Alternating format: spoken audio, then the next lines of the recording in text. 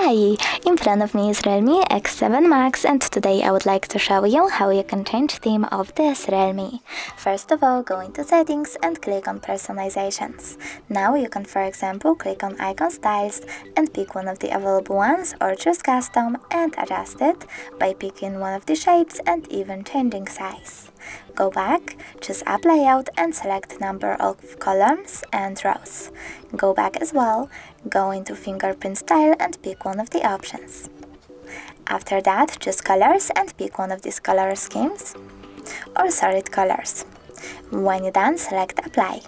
After that, tap on font and display size, pick one of the font styles over here and select size of your font and display by swiping left or right. Then choose apply, click on notification drawer and pick one of the shapes of your icons in tab menu.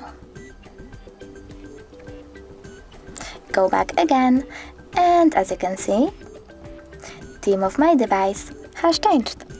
Thanks so much for watching. If you enjoyed this video, don't forget to leave a like, comment and subscribe. Bye!